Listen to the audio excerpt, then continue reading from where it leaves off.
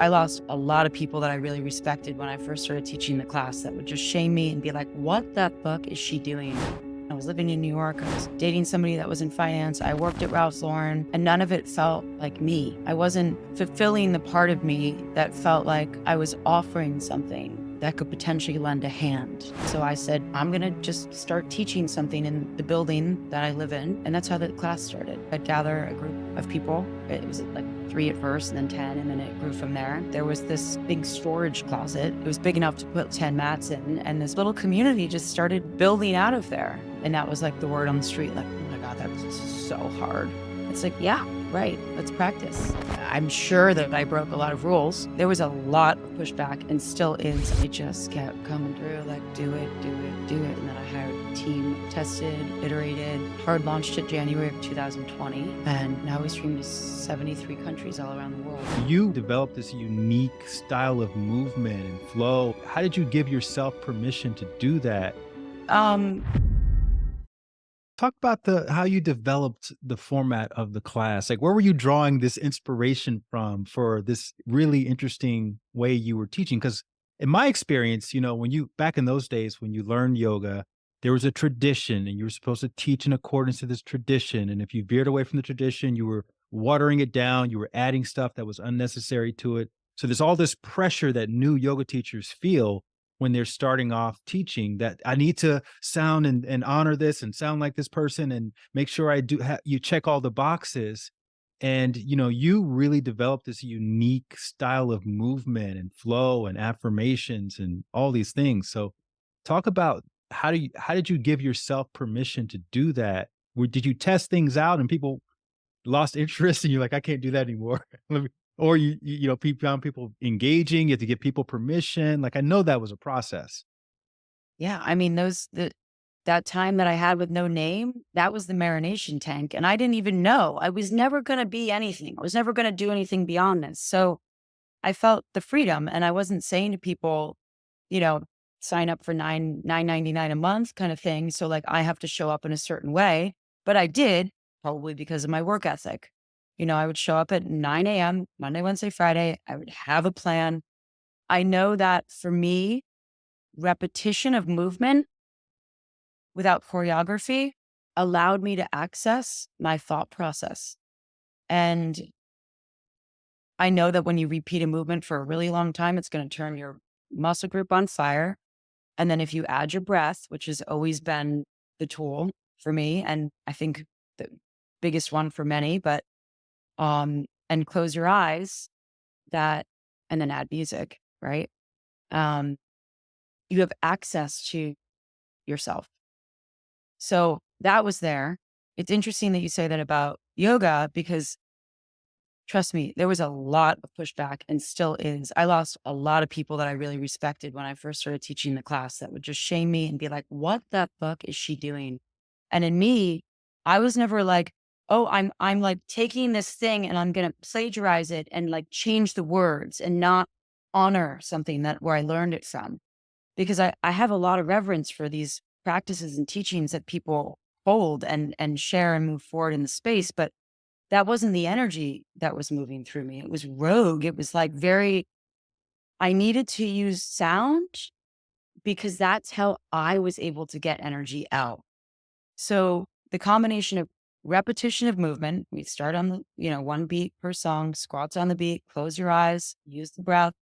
So you're synchronizing the movements in the room. And then when the going gets tough, great. Now we're in practice, right? Keep going, keep going. What else? And instead of, I heard you say affirmations earlier, there's not actually in my share offering of the class, there's no real affirmation, so to say. It's more, what else? All right, what else? What sound would that make? Like that. Okay, what else? So you're encouraging or holding a space for people to vocalize the feeling in the body. So there's no narrative around it. It's not like this is why you feel this way. And when I reflect, I think that's why I was teaching that way, because I was having my own kind of schism around feeling like I wanted to get something out and being met with pushback around why I shouldn't feel that way.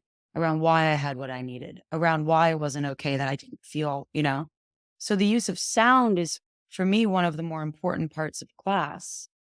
And it's not really let's move the body and then let me give you my advice about how you feel. It says move the body, make sound, go into practice, repeat it, repeat it, repeat it, repeat it. And then you add the freestyle, right?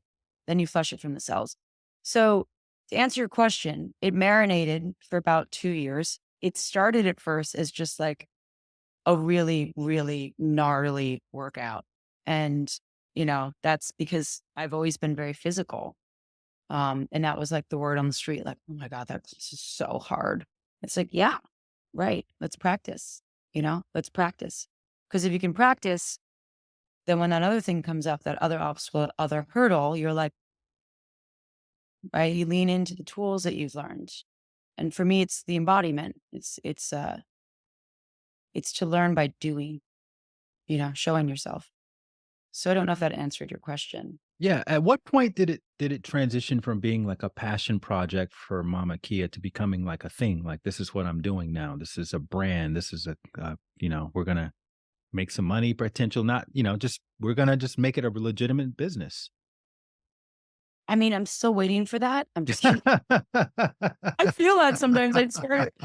I really do sometimes think like, oh, um, there was never like a moment where it was like, because it's all been this kind of, it never totally made sense when I would make a choice. I would feel it in my body, like it's the next step and I have to do it, as opposed to like, oh, this is what I have to do because I'm subscribing to like the way you build a business for the brand. It was like a more of a, it's time. So after those 2 years, kids dance studio, I did not know what to do because if I charged for it in my head and in my heart, it was going to lose it. Right. Yeah, the essence behind why it even started in the first place. Yeah. So I had a really hard time with that one. And I remember I was nursing my second daughter Mhm. and I was talking to Mama Kia. She passed away and I was crying and I said, I don't know what to do. I'm so sorry. I feel like I need to give this a container. And clear as day, she said, honey, you have to look at what you're doing. And then kind of laughed. And that was lost on me that this movement that was expressing out of me wasn't just about what it gave to her children, but that it was helping other people, right? That offering of it.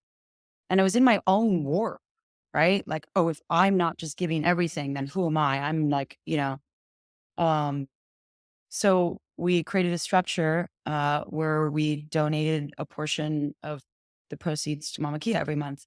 We still continue to do so. I actually just got an email the other day that the mission of her foundation is at its close and that they've completed their task of getting all the children through college with the resources and everything, and that they will close the home. Um, so it's interesting. I never really thought that would happen, but regardless, when it transitioned from this offering into business is that I realized that first month that this $60 a month room that I was renting at the kids dance studio, and then the like 25, I don't remember how much it was a mat at the time, was like really creating some revenue. I didn't understand like cogs and all that stuff at the time because I wasn't really diving in that way. But um, that's when I met Natalie. A little bit before that, she was working at the Lululemon store, and she'd taken a class when it was pre-class name, and I was like, "Who are you? You were in my class?" And she said, "Yeah." I was like, "Do you want to work with me?" And it was just that, it's that like spark of when somebody else sees the heart Division. Yeah. driving out of you, and it's like, "Yeah, let me." And that's honestly how the class has been built. Just people coming on board that were like, yeah, let's do this. Like we are out of our mind. Great, let's go. So it was that. And then JC Gossett, who was so then it was JC, Natalie and I, JC now runs training. And we just started building and building the community, training other teachers.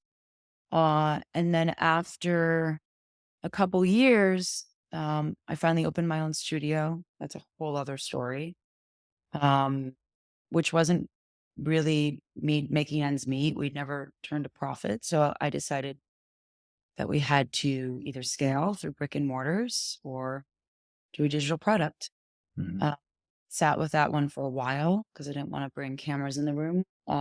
With a practice that we're asking people to be vulnerable and let themselves go and sat with it, and it just kept coming through like, do it, do it, do it. And I was like, so I built, we had to do a small round to raise some funds for the digital product. And then I hired a team with that, music rights, tested, iterated, uh, hard launched it January of 2020.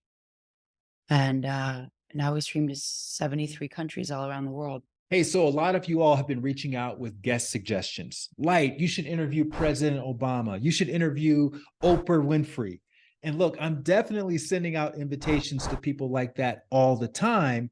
But something that you can do right now to help make it easier for those kinds of guests to say yes to my invitation is to subscribe to my channel. That's why you always hear podcasters like me saying, please subscribe to this channel. I'm just being honest. So if you could just hit the subscribe button right now, that's literally the best way that you can help me get you bigger guests on this show. All right. Thank you so much in advance for that.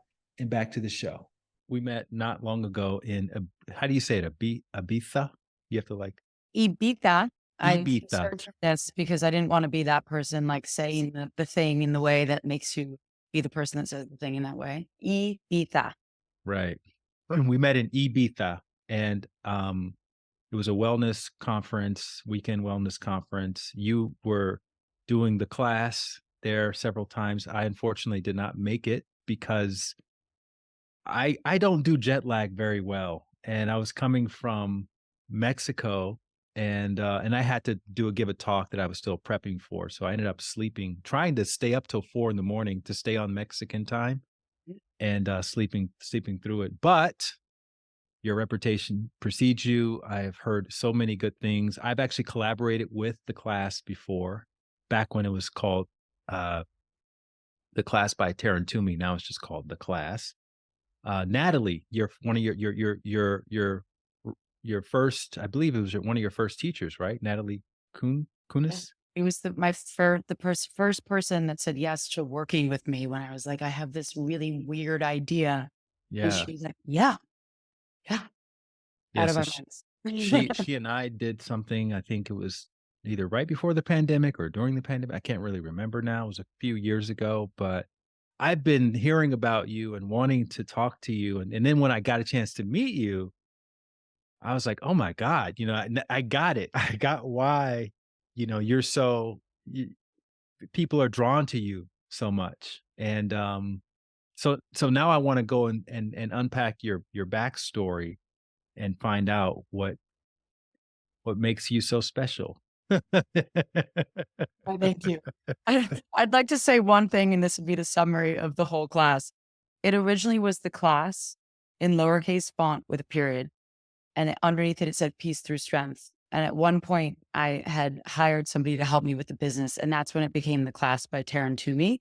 In my heart, it was never really about me. It had birthed through me, and the expression of what it is, the origin of it came out of my form, but it's now the class again. So I say that because I think that when there's a name that is put on a movement, that there is a system in there where one believes that they have to take shape or subscribe to a certain set of beliefs that are based on a human being. And that is not what I believe the class is. That's why we've built it out in the way to have so many teachers, because I understand that the way I speak and share doesn't resonate with everyone. So you need Mm. different voices and different textures in it. So I only bring that up because you brought up the class by Taryn to me. It was a moment in time, but it is just the class. So Yeah, well, that's how these things go, It's like the Facebook turns into Facebook after a while. As it evolves and as it gets bigger and bigger, you realize it needs to really transcend me. And so I want to go back and I want to go back and to just kind of get fill in the blanks of how you got to the point where you even started this thing. So can we start in New Jersey by Mhm. way of Connecticut and just talk a little bit about your upbringing? The thing with you don't have a book yet, right? And I'm sure you're probably in the process of writing a book because why wouldn't you be? You live in New York Because and I'm fearless and scared as shit about talking about anything. This is literally me. Unless I'm moving, I have a hard time with the expression of it, which is right. a lot of all of this. So, okay, go But ahead. if you had a book, I would probably have all these answers already. But since you don't yet, I'm going to be asking you those kinds of questions. So, what do you remember growing up in terms of the any ideologies or philosophies that your caregivers or parents imposed upon you, and um, and what was your childhood like? Born in New Jersey, mom and dad were together. A lot of um, arguments and fighting and all that good stuff. I had a sister who's 18 months older than me. I remember always being a little bit too spunky for the room and, kind of tapped on the head, like, go over there. And that light and spunk would bring it sometimes. And then sometimes it would, get me in trouble. My mom and dad were very different people. I think they, in reflection now, knowing what I know, had their own histories in their bodies that they never found the process to heal, which just got passed through the line. My mom started practicing Buddhism, chanting Nam Myoho Renge Kyo every morning, every night, since I was little. I remember one fight of my mom and my dad had, where my mom was chanting and my dad went up to her Gohanzen and pulled it out of her altar and threw it off the back deck. And I just remember in my head being like, "Oh shit." And that's kind of the only little things I remember from my childhood. Like moments like that, that just really imprinted as like, oh, that's not a good thing. Um, I know that there was an energy of prayer in my home in a way that was with hope to, um, move through some of the challenges that were happening, but there was just a lot of blacked out spaces for me. Then my house got foreclosed on. I remember that. I remember the sign on the front door. And then really, I don't remember a lot. I don't, 3 years after that, I moved to Connecticut in with my aunt and uncle. I didn't see my dad much. There was a lot of tears, a lot of fighting. Um, and I think that my kind of survival technique during that time was humor and light. And I still do remember having a certain lightheartedness to everything, but I don't remember specific, um, you know, chunks of time. I've done a lot of work around those, so I can go back into like why and how. But in terms of like your question, um, of like what was my childhood like, then we moved out of my aunt and uncle's house about 3 years in. My mom and my sister and I moved into our own house down the street. Same kind of energy. My mom was still chanting all the time. She was bringing groups over the house. I remember one of my very first moments where I felt like I was safe in the environment with someone was this guy, Bernie was his name, came to the top of the stairs when my mom had one of these meetings and he just hugged me and he just said, you know, I don't even remember what he said. I just remember him hugging me and not in an uncomfortable way, in like, this kid needs a hug way. So I remember that the energy of this community that my mom was bringing felt connected and honest and kind, but there was never really much movement that I saw in terms of my mom's life. So the role modeling of having a practice versus taking the practices and putting them into action never really showed themselves for me, if that makes sense. My dad Yeah. was an abandoner, would come and go, would come for 6 months, disappear for 6 months at a time and come back. He moved to Florida early on. So I loved my dad. My dad was my dad, but I didn't really have much of him. So the relationship that I created through that period of time was that, I did something wrong to make him go. I'm still working through that at 45 years old. in terms of my engagements with humans. And then from there, I went to um, three different high schools. In my uh, beginning of senior year in high school, I moved from Connecticut. That move was from New Jersey to Connecticut, and then Connecticut to Florida.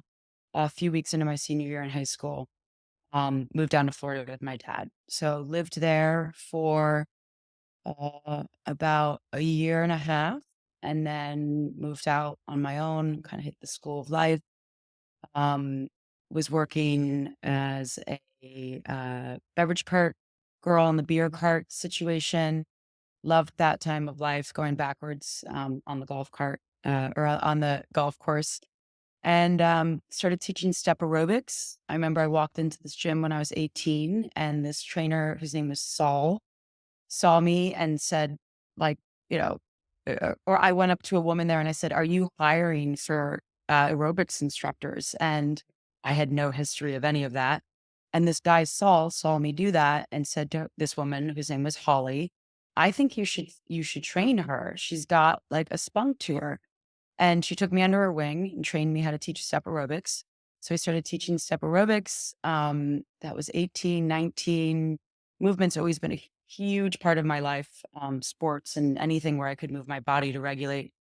And then from there, I went up to Southampton to work at a store, retail store. I didn't even know what the Hamptons were at the time. I thought it was a place in New York City.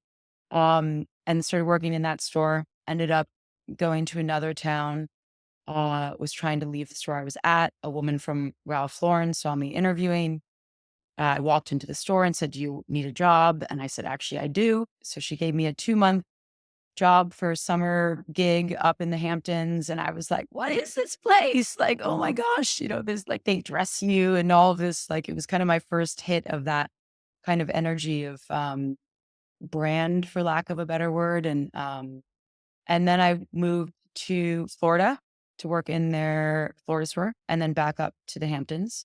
And then from there, I moved to New York City, where I've been living for 22 years with a job in their corporate office as an assistant, and then worked my way up through the corporate ladder there. Um, the whole time I was doing that, I was diving deep into yoga down here in downtown Manhattan. Yeah. I want to pause there for 1 second. This is all great. I actually have 2 I have 2 questions from your childhood before we get into Sorry. Blah, blah, blah, blah. this phase. Your mom, seems like she identified as a spiritual person, I imagine? So, I wonder, while you all were going through that initial drama, moving from New Jersey to Connecticut, etcetera, did she have any spiritual rationale for all of that? Did she say anything to you and your sister about how everything happens for a reason or any of this kind of stuff? And then number 2, what was your work ethic like as a child, as a teenager, as a young adult? Did people have to force you to work, or were you self-motivated, or what was that like? Thank you for interrupting the stream of consciousness, because I will just keep going. I'm like, let me get all of this over with. I like that. Thank you. Um, I do not recall my mom ever giving me any words of wisdom in that way. Uh, I don't think that she had the access to really pause and look at the impact that, or the capacity, I should say, that perhaps the environment was having on her children, not for lack of care, just overwhelm. So I don't recall much of that. Um, I do know that my mom felt, and still is, quite psychic in a way. She would have dreams about things and express them, and then things would happen. That's when she was called things like crazy and all of that. So the downloading of like the visions versus the reality of the way people would speak to her, I think created a schism for her to not know how to be in her truth. Um, that's in my adulthood, I can see that. But back then I felt that my mom didn't probably have the capacity to parent in that way. She did work really hard. She was always just hustling in terms of like waking up in the morning, trying to drop us off at school, would have to get somebody else to pick us up to drop us off. would always pick us up an hour late. So there's always this like not really there, but really trying energy. Yeah. Uh, Hard worker. My work ethic from as far back as I can remember, I've always had a drive. When I spent a summer with my dad, the middle of fourth and fifth grade, there was a farm down the street. And Joe, the farmer, I asked him if he needed any help, and he paid me $3 an hour. And I would ride my bike there every morning at 5:30 a.m. and Wow. just vegetables and then swim after and be so excited about the $3 an hour and go and try to buy a magazine and say like, this took me 1 hour. It's been there since then. I've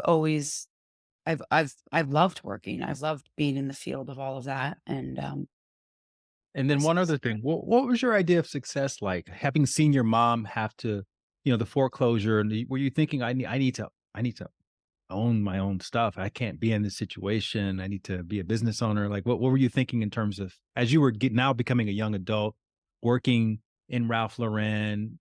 What was your aspiration? I wasn't really thinking anything. I was more in fear a lot, Mm. but I didn't know what I was scared of because I was learning by doing that I could take care of myself. I didn't know that then, but I think that it's still a part of me, this mindset in terms of um, just success. What does success mean? To me, I think that when people hear that word, which is obviously just a series of symbols over an energy to give it meaning, success, it feels like it has this monetary energy to it. But I think that success is the ability, and it's not even back then, I'm having a hard time articulating it, but the ability to get myself back to where I am quicker. So not going into the loop of what next. And I think that that had to do a little bit with the way that I would drive myself into moving energy through work. I remember the summer I was with my dad, I set up a step stool in the corner of his office and another box on top of it and put a little one of those old typewriters and would type labels out for him for a business that he was trying to create. So I was always trying to do to keep the energy moving. Um, and I think that was the way that I was able to feel like I was adding value. There was something I was doing. Um, and it's interesting because my sister has a very different relationship to work. And I'm just saying that feeling that as I'm saying it now, she still doesn't work. And it's just a different energy that one can move through the expression of how you're focusing your energy, right? Sitting in self-loathing or complaining, or like, all right, how do I use this experience that I'm in right now and get some new resources and some new tools? I'm going to learn how to type out labels, or I'm going to, you know, Did fill you in the did you blank. did you learn anything from Joe the farmer that helped you in your Ralph Lauren and Christian Dior career as an account executive? I mean, yeah. How much is it to put that tomato seed in the ground, and how much is it to sell it? I wouldn't say in really, I mean, I'm sure that I could sit and think about the way that there were tentacles that connect, but Joe the farmer had a stand that was beautiful, and he would wear this Speedo. He had long gray hair. He was tan as can be, an energy that was, I'm a farmer. I'm growing this. I'm putting this incredibly beautiful farm truck in front of my house. And it was all the honor system. So people would Mm. come up and the pickling cucumbers and, all that delicious stuff, which I was always tasked with the cucumbers. Do you know pickling cucumbers with Mhm. the thorns?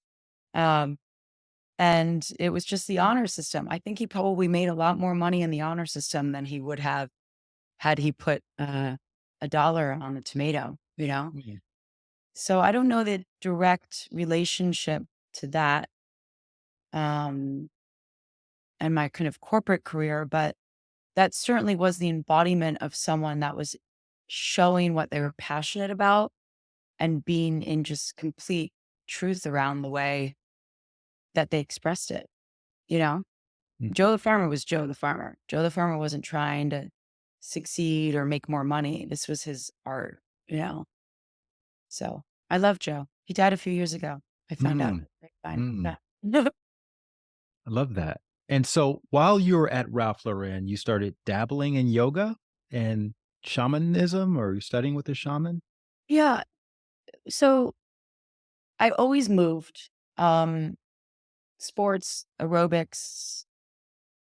And then when I moved to the city, actually it was a little bit before the city. I started doing some yoga classes that I remember the first yoga class I went into, and when they did the ohms at the beginning, I couldn't stop laughing. Where was it? I was in New York during that time. It was in Sag Harbor. Okay. It's a gym now at the very end of like the pier down there. I don't know. I don't go out there much anymore, but um, in a gym.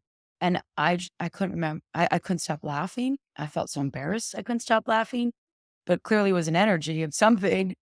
And then I moved to the city. I did an Ashtanga class, and then I found a yoga studio down the street from where I am now that I just dove into. It was vinyasa, but it was all alignment based. I was leaving my office or Ralph Lauren every day, like on the nose at 6 p.m. because the yoga class started at 6:30, and if I was late, a couple times the door would be shut, it'd be full, and I would. So it was a core part of my life at that time, and slowly I started realizing how much of my day I spent thinking about getting to class at the end of the day. Mm. It wasn't even why am I here? Like, yeah, this is a wow, I'm Taryn that is now living in New York City, working at this place that has like, all of this like beautiful things. And I can't wait to go move my body, and Mhm. sweat. So I remember that being a feeling that at, after a while just became such a message to me that it was, for lack of a better word, a call to something that was bigger than I could see at the time. The shaman thing, when people use that word, it's interesting because what happened is that the yoga studio I was at um, brought a retreat down to Peru. And a woman by the name of Mama Kia, I met her on that first retreat. And she had this children's home, 25 children she'd adopted. And she created a retreat center, Casa de Milagros, to fund the children's home to be able to bring more children in. And that she was an American woman, but I met her down there on this first retreat. And there was just something about her. I always feel uncomfortable saying this because I'm sure she was like this with everyone, that just she felt like the first pass of a mother to me. She said things to me that I had never heard from a female figure, and I respected her so much. She was pure love, this woman. I mean, everything that she did was out of that, and you could feel the honesty in her mission and the truth. And that's when I first started working with plant medicine. Sat in my first ceremony, and then after that I started going back and spending more time with her. And so when people say that I studied with a shaman, I would sit in ceremony with shamans that would be down there, but it was really the study of being, in my own ceremony space that was held. So it was never sat down and studied with. But Mama Kia was the core kind of driver of me returning down to Peru. What And sort of wisdom did you glean from your relationship with Mama Kia? Did she give you life advice ever, or was it just observing her, or what was that like? yeah, I remember I've always had this really kind of deep note of self-hatred that just shows up in a specific cadence of voices that I hear. I've now given those voices a specific name, and I'm like, okay, well, I hear you. Uh, they were just so ever present during that time. And I was talking to Mama Kia in the kitchen, and I said, I was crying. I don't know why, but I remember the moment. And I said, I just hate myself. And she, just as like honest as you could feel somebody with you, she was just present. She, in her funny little voice, said, "Honey, and I won't say in the same iteration, she said, "You have to understand how beautiful you are. And I'm not talking about what you look like." And it was just one of those things where it just pierces the heart because it's just a sentence that it was like a summary. And I still remember that moment. Um, I just felt safe with her, and she loved unconditionally, and it showed. So she slowly, just by being who she was, started helping me change my relationship um to higher spaces, to spirit, to opening up, um to moving out of some of the kind of constructs of the third dimensional spaces of like matter and form and who has what and who doesn't. I was living in New York. I was dating somebody that was in finance. I worked at Ralph Lauren, and none of it felt like me.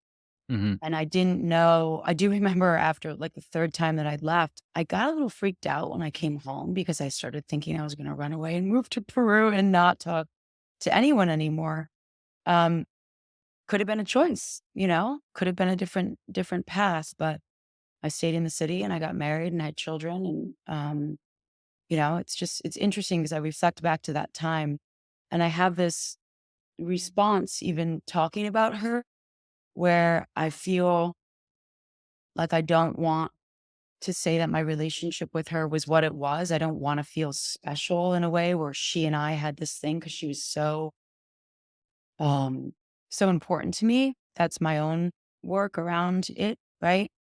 But Mm. I have her ashes. So that says something, with my phone number and a Sharpie on the bottom because I travel with her. Yeah, she just I don't it's some things you just can't explain with words. Right. So when Just you did these retreats in Peru, were these yoga teacher was this the yoga teacher training you ultimately did, or is this separate from the yoga teacher training? separate. So the Okay. first retreat I went down um with a woman who was one of my first teachers, Alison Novi at the time, Alison Sinatra now, is who introduced me to Mama Kia. Mhm. And then I started going separately with just other groups and kind of on my own. And I was just in touch with Mama Kia all the time. So I would travel down there and uh, do, participate in different types of work depending on what the group facilitation was. But it was never the training down there. I ended up Right. doing the training at Kula Yoga through a woman named Allison West, who didn't have her own studio at the time. And that happened because I decided to leave Ralph Lauren. I thought I was just unhappy at the the company I was at, which it was a wonderful, wonderful company, to go to Dior. Um, Mostly because, yeah, Question, what were the signs of your unhappiness? Like, how did you know you were unhappy? And I know that sounds like a silly question, but were you feeling anxious? Were you dreading going to work? Like, what? Because I know people out there listening to this may be feeling something similar, and I just want them to be able to relate to what you felt, because that could be a calling to something else. it's a really good question. There was something in me that was unsettled where I didn't feel like myself. I didn't, I felt like I was doing the things that on textbook, it's like, what do you have to be unhappy about? And I wanted to believe um, that, and it wasn't true. I wasn't fulfilling the part of me that felt like I was offering something that could potentially lend a hand, if that Mhm. makes sense. And I wasn't there in my own practice yet to be in the space that I'm at, how I've, matured in my own processes to be able to embody it. Um, and then others feel the embodiment of that. And then perhaps it resonates with them. And then there's a way there, not by telling somebody how to do it, but by being it. And that there was just something that was dysregulated where I was going out a lot. It was like New York City life, late nights, drinking a lot, just feeling like, oh, this is what you do in your 20s. And eh, then I would go and go down to Peru and have all of these really profound openings in myself that felt more uh, settled.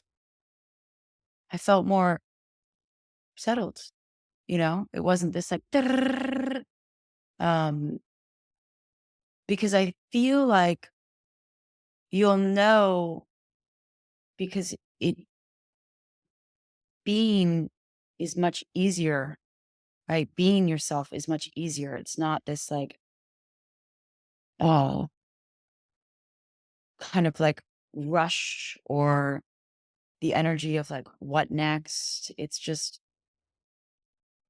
there's a settling, there's a faith in the alignment of things that to me, when you are in the process of finding what fulfills you, not by trying to find out what fulfilled someone else and then carbon copying that.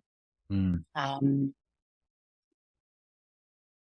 There's also that subtle identity shift, like you talked about. You would be thinking about the yoga class. It started at 6:30, pretty much all day. Used to live in New York, and that's when I got into yoga. I was working. I was a model. I was a fashion model, and there was a point where Mhm. I stopped being a fashion model who occasionally did yoga to becoming the yogi who occasionally went on castings, but didn't really look forward to them anymore. And then I knew that that's when it was time for me to take that leap of faith. Yeah. Yeah. Your leap of faith kind of got imposed upon you though when you went to Boston because your husband got, I guess, assigned a job up in Boston, right? Yes. So that is the piece that I was transitioning into. And I appreciate the way that you slow me down.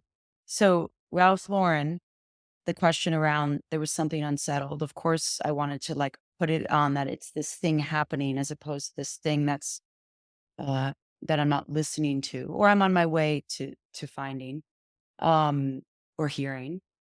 I went to Dior and after 6 months I was like, whoa, like that's when I decided to leave Dior, did a teacher training because one just unfolded at the timing that I was leaving. It was a 1 month long. And I said, okay, great. I'm going to go and do that. And then I'm going to go and re-engage with the world of corporate everything. And I did the month long training. And then when I finished, I said, you know what? I'm just going to give this thing a little bit of a run.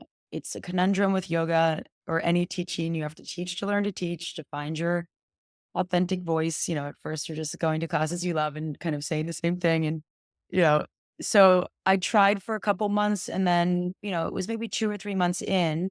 Um, my husband at the time got transferred to Boston for work. And there wasn't a corporate office of any of the places up there that I wanted to work with. So I started teaching yoga up there. And that is when then I went down to Peru again. And it was great because it was a community that didn't know me. So I felt like I could be myself without any sort of preconceived, like, oh, this girl came from the fashion world and she's trying to be in yoga now, like all these things, which could have been my own projection of what they felt about me. Who knows? I mean, I know people have their stories they tell, we have our own. Um, but I felt good up there in terms of just being natural in the way I taught. Then I moved back to New York 10 days before I had my first daughter. Um, and a little while after that, Mama Kia died. So that was really odd for me because I never had grief in like that happened before. She was going to come up for the birth of my daughter and then got sick and wasn't able to. And we talked the whole time. And I went to the local yoga studio and I said, I'd love to teach a class in honor of her. And I don't need to take any of the proceeds. We'll donate them to Kia's children who are now twice orphaned. And they said yes. And then it went back and forth and the class number got put on the schedule. So I said in my head, you know, I'm going to just start teaching something in the building that I live in and gather a group of people and we'll just send money to her kids. And that's how the class started. So for the first almost 2 years, 3 times a week, I'd gather a group of people. It was like 3 at first and then 10, and then it grew from there. But wait, it was the basement of your apartment building? Was that the gym or something It like this? There's a gym. It's a basement. I mean, it was on like the 5th floor, but it was the gym floor of the building. There was this big storage closet that had the bathrooms in it, and I just took over that that closet. It was big enough to put like 10 people, 10 mats in. And this person that was in the building said, let's put some mirrors up in here and let's put some squishy mats on the floor. And like this little community just started building out of there. So New York can be really strict about these kinds of things. Did you have to get all kinds of permits and permission to start doing this? And especially if you were charging money, I imagine you're charging money to do this. Like what kind of hoops did you have to jump through? I mean, I'm sure that I broke a lot of rules. I mean, it's like a doorman building. I would get people's names. I would put them on the doorman list. They would come upstairs. 70% of the group was building residents. I would go into the gym and pluck somebody off the treadmill. This is true story. And I never took any money for it because I would say at the end of every month, now is time to donate. Please send a PayPal donation to Mama Kia's kids. So it went direct.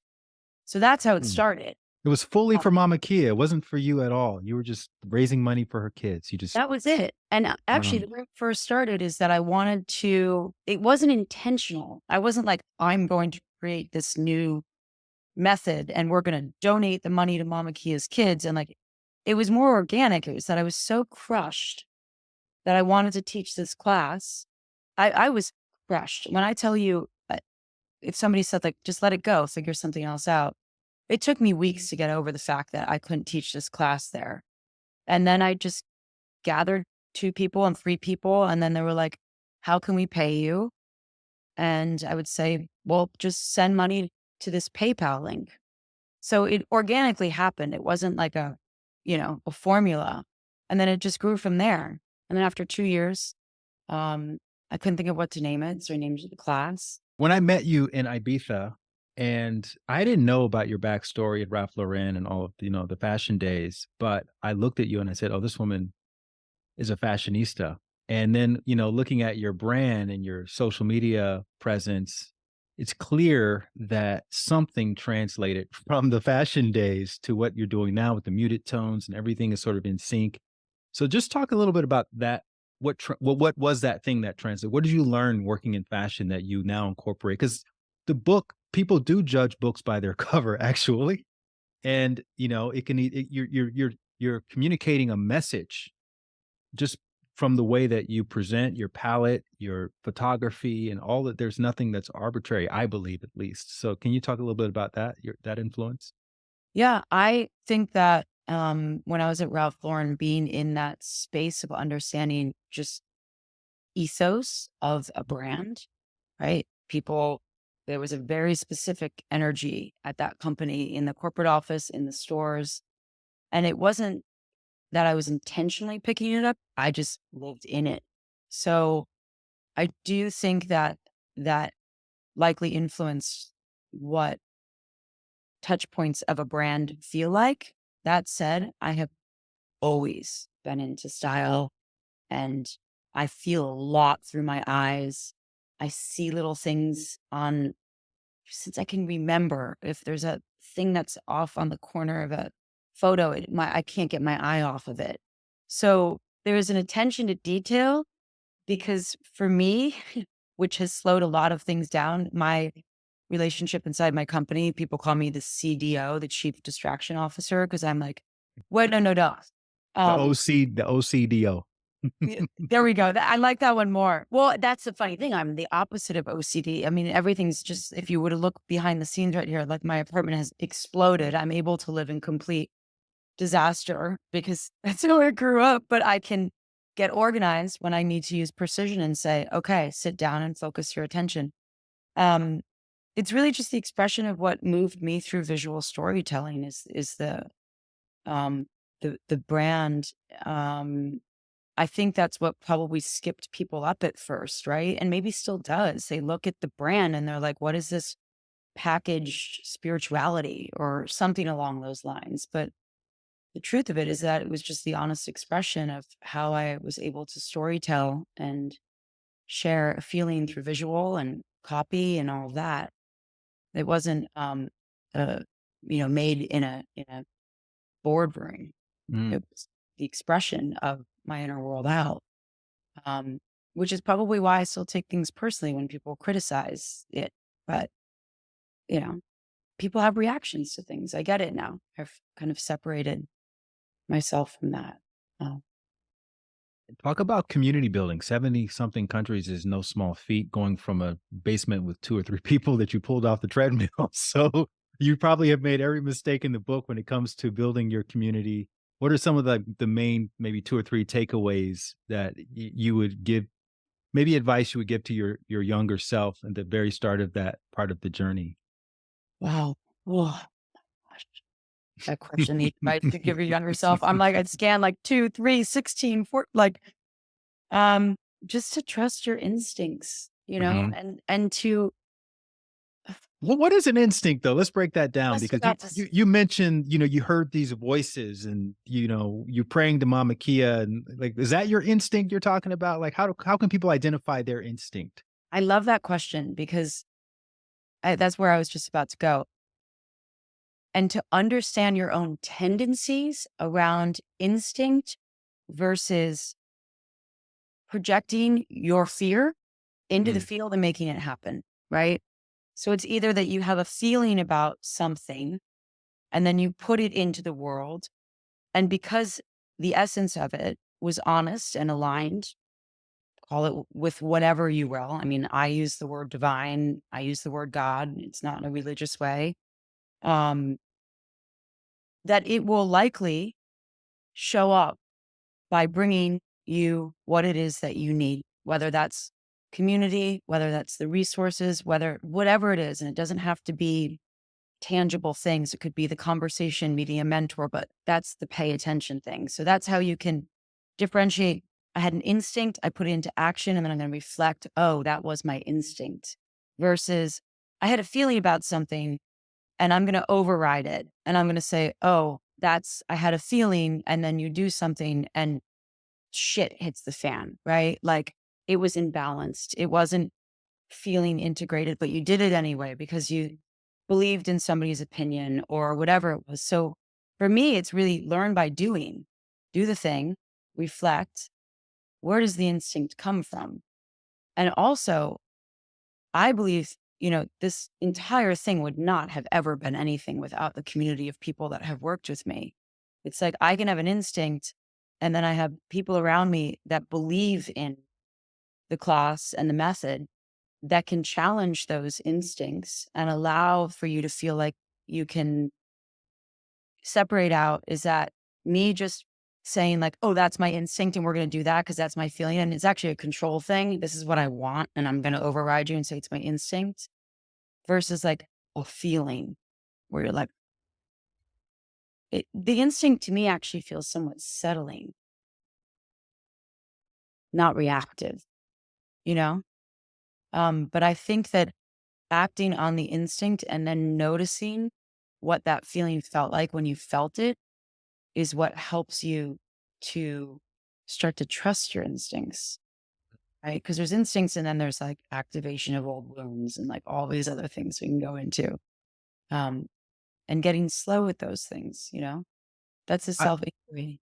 yeah, I find that instincts also are and nudging you to expand beyond what you feel is your potential is. So you have to kind of like you said, like get out of the basement and start making this into a real thing and start bringing on other teachers because I can't do it all myself. And each one of those stages in the evolution of your movement requires deep inner listening and not just hearing what's being communicated but taking action, and it's almost always going to require some sort of leap of faith. Has that been your experience as well? That's it. That's it right there. The leap Like of faith. if a voice is saying play small, that's not your intuition as much as it's some a voice is saying, not necessarily go bigger, but keep adapting, keep expanding, just keep expanding. Yeah. I just got goosebumps. That's always a sign for me. That's it. It's the leap of faith is the perfect way to say it because it is a leap and it's in faith. And it doesn't mean the thing has to work out the way that your mind is saying it needs to, but you're allowing yourself to move the energy and move into more creative spaces. So we're not in these archaic structures that have us in these like really cemented old styles of thinking that are, breeding control and greed. It's like we have to continue to expand our awareness and allow for the creative visions to come through. That's actually what I use the class for. I go to other people's class because I move my body. That's when I get most of the downloads, when I'm able to express some of the energy and then get quiet and listen and hear through the breath. That's when I've had 99% of my revelations happen, is when I'm moving, breathing, and then getting quiet. And that's the other thing for me is like instinct. It's not like, you know the feeling when you meet somebody and you're like, something's off here. And then you go in anyway. People call them red flags, or, it's just a variety of words they use. Yes, you kind of know, and then you did it anyway, and then you got hurt, right? It's even in a physical practice. You knew your knee wasn't feeling good, but you listened to someone else and you broke your knee, whatever, right? You get hurt, you get mentally, emotionally, spiritually. I And think that's okay, because that's how you learn too. Like, you going to Christian Dior, you knew instantly this is not a good fit for me. It took me 10 years to figure this out with Ralph Lauren. Now it only takes me 6 months to figure it out. So that's progress. You know? 100%. Yeah, I've skinned my knees so many times. It's just like, you gotta always say that, like, you skin your knees, like, hey, great. Don't pick at the scab for a bit, let the blood congeal. Let's learn. Let's get quiet. Let's find some resources and learn and see if we can self-evolve from the experience. That's happened, I don't know, 60 billion times in this, Yeah. evolution of the class. But what I was going to say about instinct is, like, for me, I know, and actually I shouldn't say no, because I think if somebody says they know something, it's like, okay, well, there's a ceiling to how you can expand with that. But I sense that for me, I sense that putting yourself into a practice, this is your practice, right? Your meditation practice, and likely a variety of other things that you're consistent about, and that you have that space to bring your, um, your heart and your opening, that it's so nourishing, I'll go in and I'll say, like, all right, I'm going to move. Sometimes it doesn't show up. Sometimes it does. But having a space where you can go to get those, like, creative, um, and to tune into those instincts, I think is a very, very powerful thing.